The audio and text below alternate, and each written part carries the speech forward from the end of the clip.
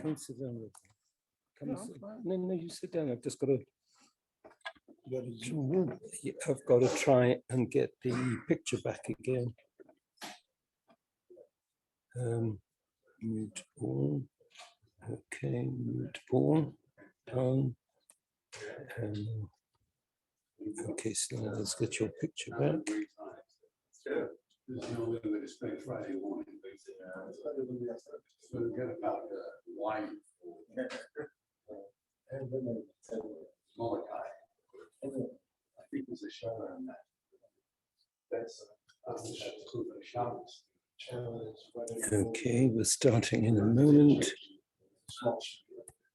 Small trailer. I wrote, I had to keep it. I didn't do any work until the next morning. This is for hair. Yeah. Talmud teaches that you don't know Shabbos is but I do what you said. No, so that's why I'm trying to make it is. So God follows right. So that's a good idea. I like that. I think Shabbos look at old fashioned, you know. Like what am I really doing? I'm trying to get the video back.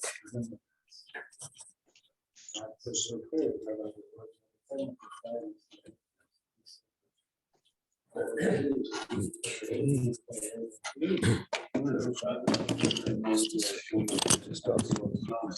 Just ask Mark. No, fine.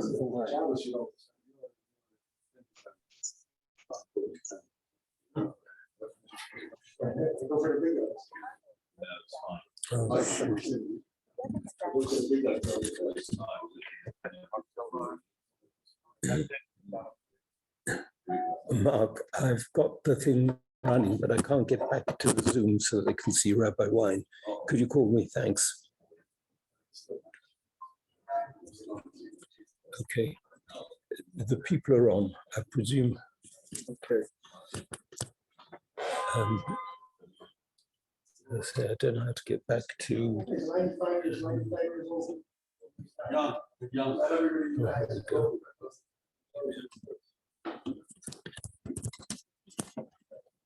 Here we are. I think that's it. That's it. You're there.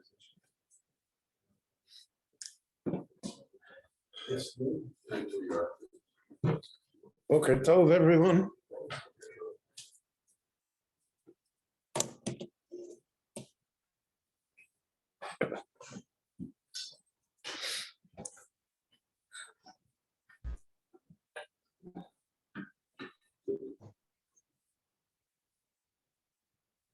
There's a basic underlying question.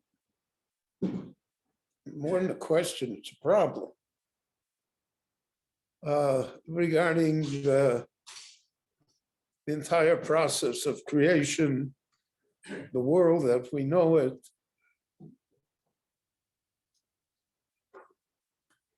What is God's intent, so to speak, in all of this? What does he need it for? So the question is really, what is the purpose of creation? Now, we are coming fresh off of Megillat Kohelet. Megillat Kohelet, if you analyze it to the final degree pretty much says there is no purpose. That's what he means when he says, Havel havolim amar ka'eles hakol hovel. Hovel means there's no purpose. It's all nothing. And Shlomo HaMelech is one extreme opinion on this matter.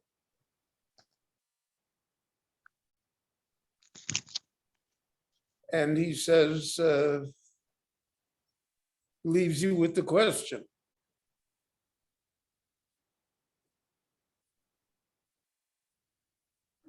And that would be it should be very disturbing. Chazal recognize that.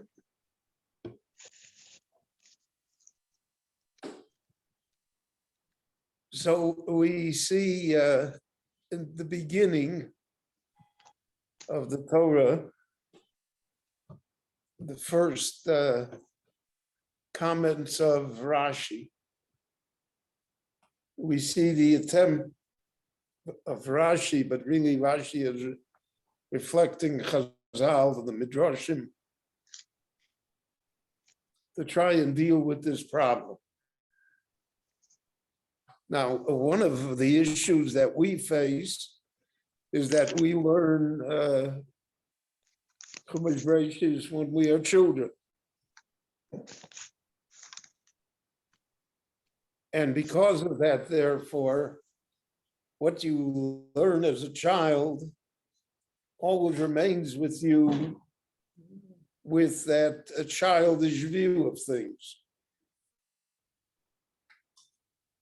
So even though we supposedly outgrow it and we become more mature and more sophisticated, we nevertheless are left with the impressions that we had as a child of what the Torah is trying to teach us.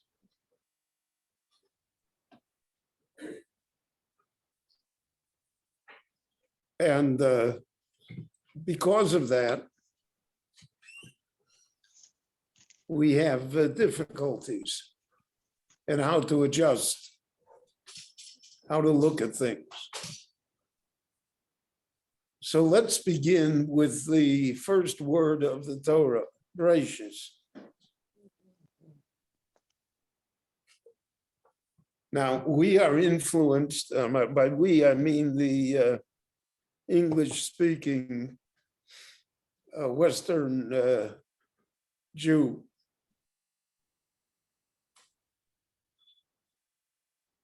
And in fact, almost all of European Jewry, even in Eastern Europe, we're influenced by the non-Jewish translations of the Bible. The most famous one in the English world is the King James Version, which took almost 140 years to complete and is really the masterpiece of English literature. And over 400 scholars, all of whom knew Hebrew very well, none of whom were Jewish, were the ones that created this translation.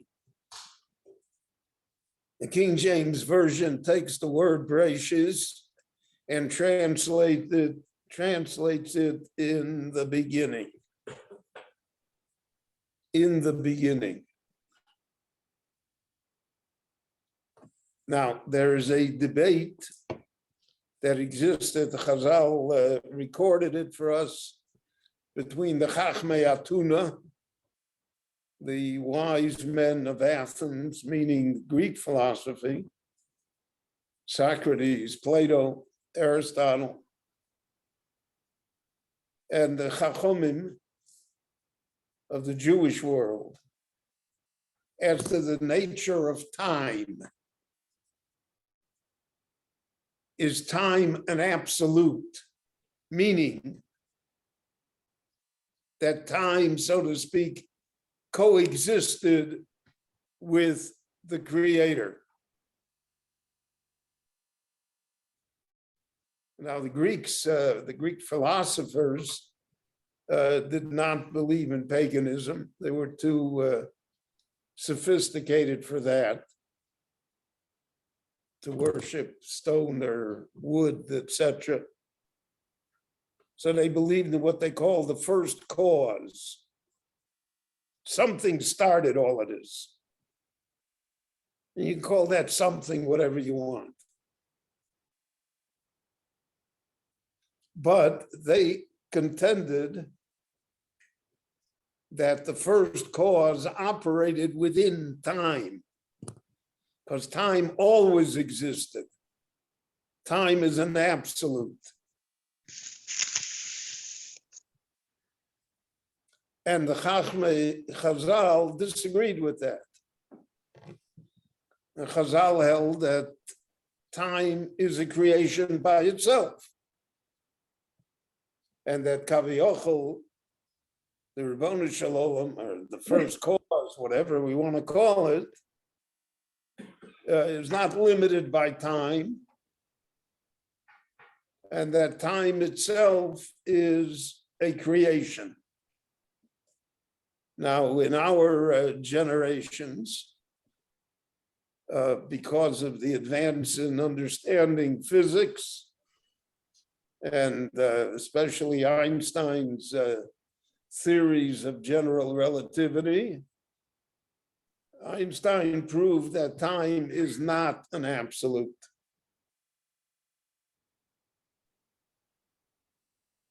But I'm not going to go into that explanation for two reasons. One is you're not interested. The second is I'm not interested.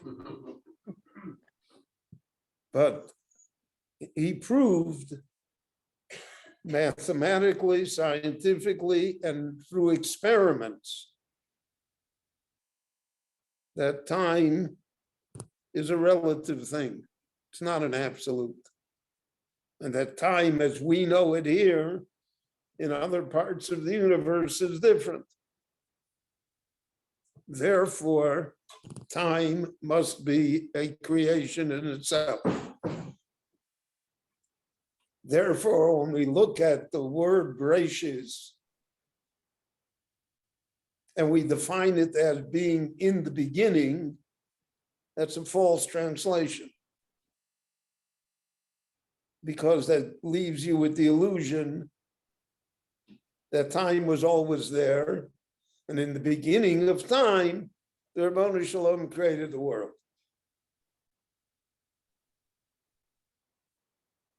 You will notice that Rashi goes out of his way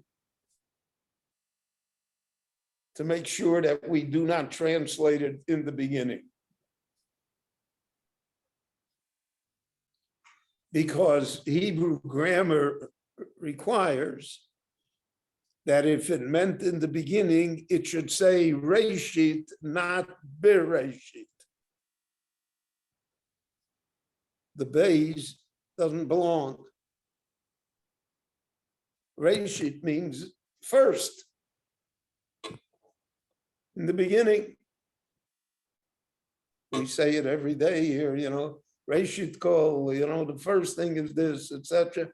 Because Reishit always implies that there's a shenit and a shlishit. Here it says Bereishit. And there are many, many midrashim why the Torah began with the letter Bet. But Rashi in his Rashi's always I don't know how to put it.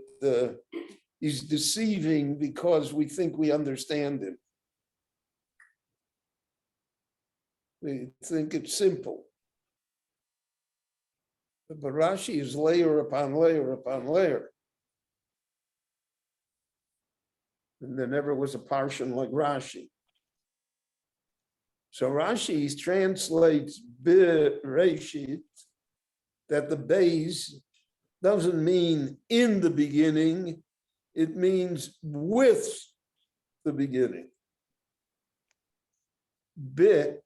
With Reishit, the world was created. And therefore, what is Reishit? It's not time. And Rashi therefore quotes the Midrashim, Bishvil Yisrael shenikroim Reishit, Bishvil HaTorah shenikro Reishit, their Midrashim Eretz Yisrael is nikro Reishit. So Rashi, in essence, is explaining that there was a purpose. Creation had a purpose. And the purpose was Bishvil Reishit.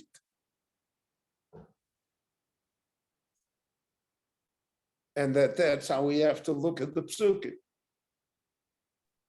And therefore, that's how we have to look at the whole narrative that exists in Chumash Bereishit. We're going to see the flood, and Noach, and then Avram, and the Avos, and the Shvatim, and the Imos.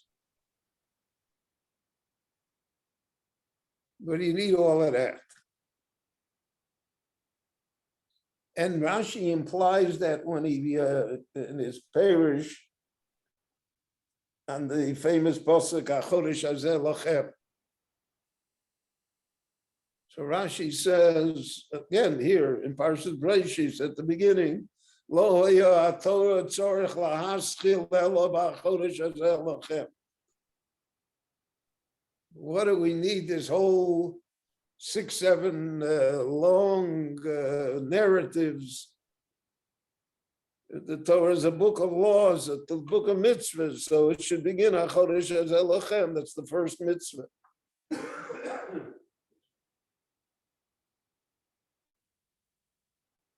And Rashi then again quotes the Medrash.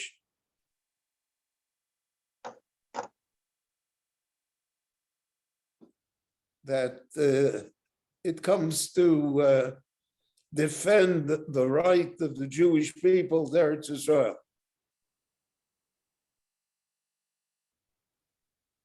And that's the purpose. The purpose is that there should be a special people, and should be a special place, and the special place should belong to the special people, and that when people protest and say they're not entitled to it, listim atem. You got 670 resolutions in the UN that say listim atem. You stole it. The Vice President of the United States says, you commit genocide.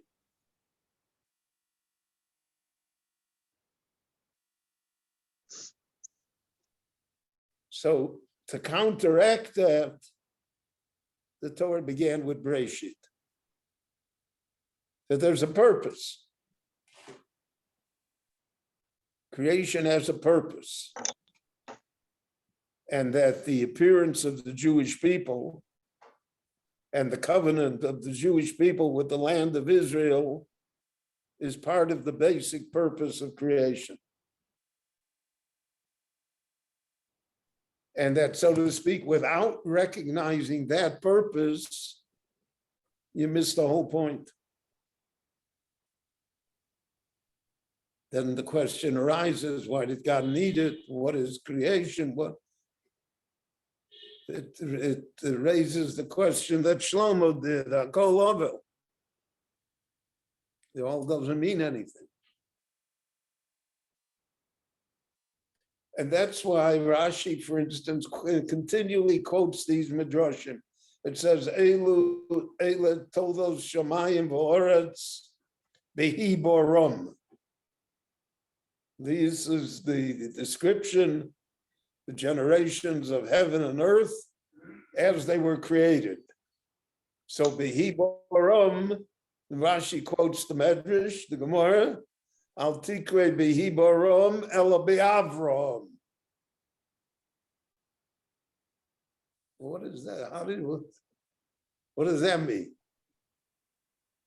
But Rashi is telling you that there's a purpose. The purpose is Avram Avinu.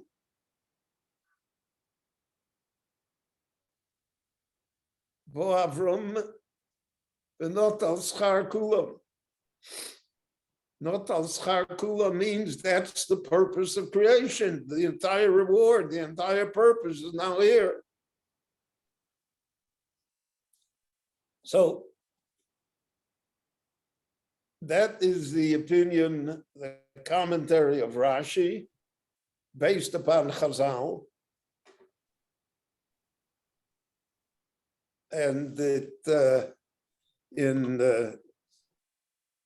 our world of where everybody is equal and nobody's supposed to be better than anybody else, even though they are,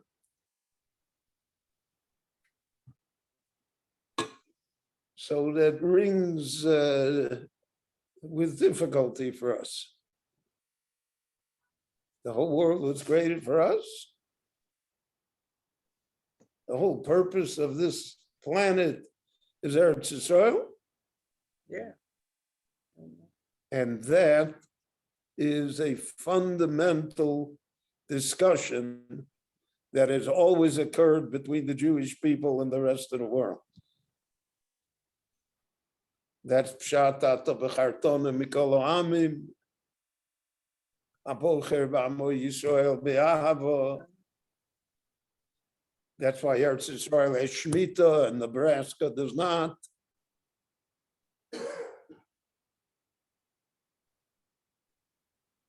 That's the viewpoint. And the viewpoint begins with the base of Bereishit. Because it's not in the beginning, it's with the purpose that Bereishit represents, that heaven and earth and the world was created. And that's a fundamental understanding how to approach what Chazal wanted to communicate with us. So Chazal were not interested, so I don't want to say they're not interested, but they did not stress, so to speak, the mechanics of creation. How did all of this wondrous natural world come into being? How did it develop? A question of how long did it take? All of these things. Chazal are not interested in that. That's what Chazal called Maaseh Bereishis, Maaseh Merkava. There are things that are hidden from us. But Chazal were interested in the purpose of creation, why it should be.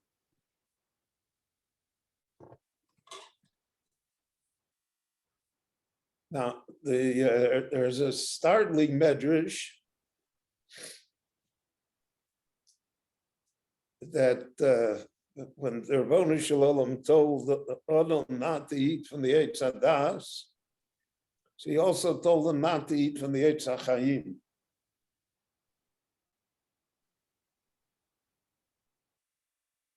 The Nochosh, when he seduces Chava and persuades her to eat from the Eitz Hadas,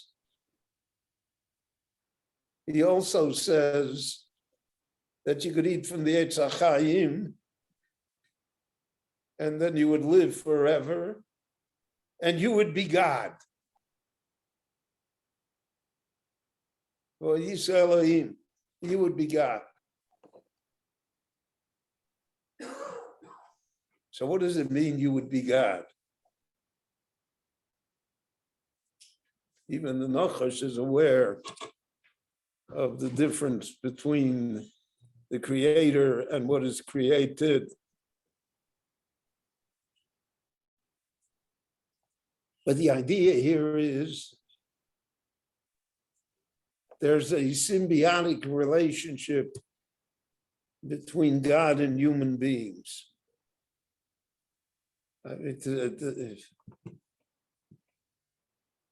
So to speak, God needs, we could use that word even, he needs to have human beings. He needs to have a world, a created world.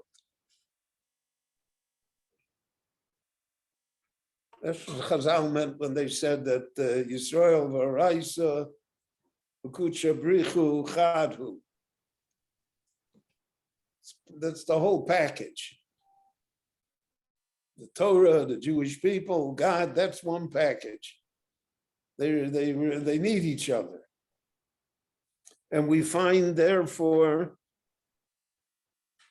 the Mefarshim explain that God said regarding human beings, Lo tov heyoso adam levado. It's not good that man should be alone. So the Mefarshim say that that's, so to speak, a reflection of the Creator also. However, we'll understand that the Creator also doesn't want to be alone.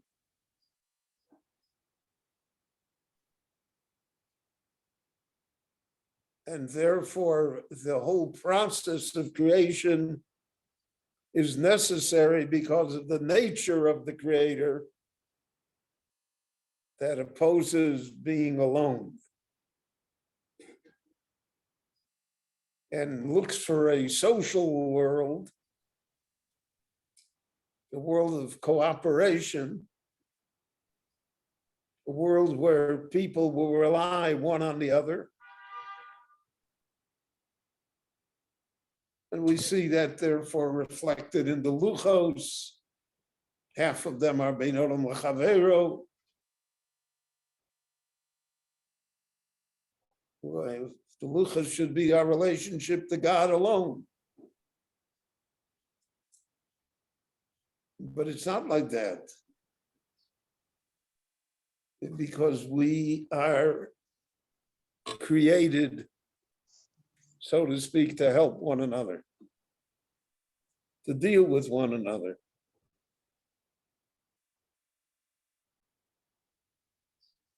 The fact that many people, for selfish reasons, do not want to do that, that's a different problem.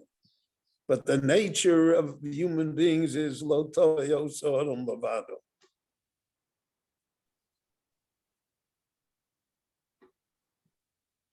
People don't want to live in isolation. We just gone through, bidud. Yeah, so what could be better than bidud? Nobody bothers me. I got time to do whatever I want. These people don't like bidud. People run away from it. How many Jews didn't come to Eretz Israel because the government requires that they go into bidud for a week or 2 weeks or whatever? They don't want to. That's the low tov. It's not good for us. Instinctively, we know that. And therefore, that reflects on the Creator, because part of us is the Creator. Chelek Elokam Emal. There's a piece of us that is the Creator, so to speak. And that's the part that says Lo Tov. And therefore, that's also implied in Bereishit. There's a purpose. I'm here maybe because I can help somebody. I have wealth because I can help somebody. I have wisdom because I can help somebody. That's my purpose. That's how we'll be measured. And you see that instinctively people know that. I read a very depressing book a long time ago. It was a book about matzevos, about monuments from Jewish cemeteries all over the world. So it's fascinating to see what people write about themselves or what their families write about them.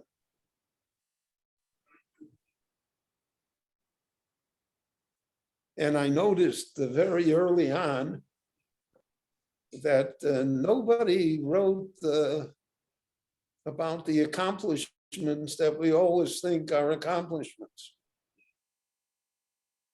Nobody wrote he was a great businessman and he got the last dollar out of every deal. Trump's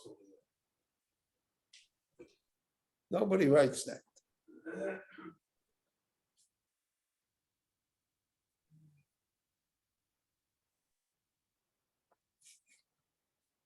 When you see, for instance, epitaphs about great generals, it never describes how many people they killed. It says they defended the country, they defended noble causes. It doesn't say he had a battle in which he killed 100,000 people.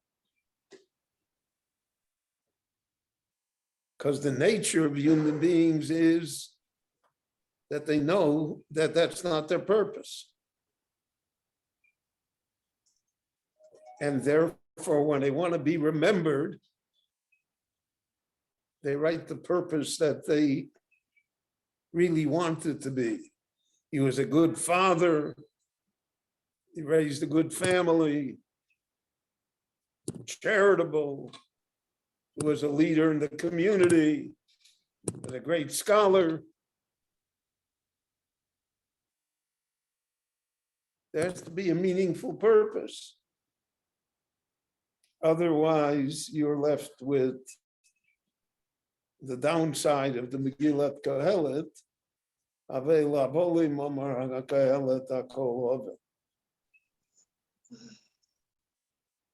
And all of that is implicit in the word Bereishit and in the letter Bet, because that is what guides us to understand that the Torah is trying to teach us purpose. It's not trying to describe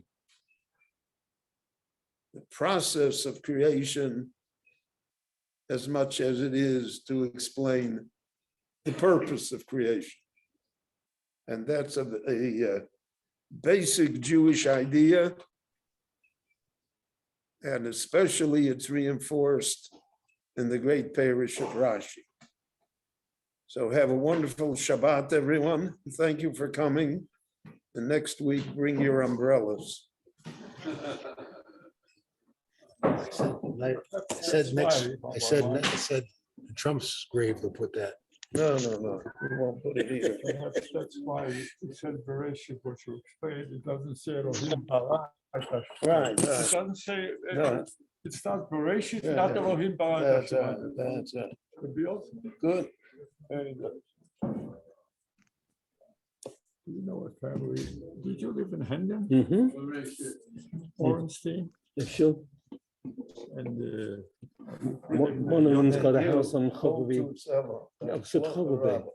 yeah, Yes. and the brother-in-law tragically committed suicide. So, you know, his wife's husband, his wife his sister's husband. Orange. Yes, I know what you're talking about, but I didn't know that they committed suicide. Committed suicide. A man, a religious man, recently. I saw his son saying Kaddish, the young fellow. What you doing? I'll just put this back in the box. Any other good news? Yes. Yeah. Yes, other good news.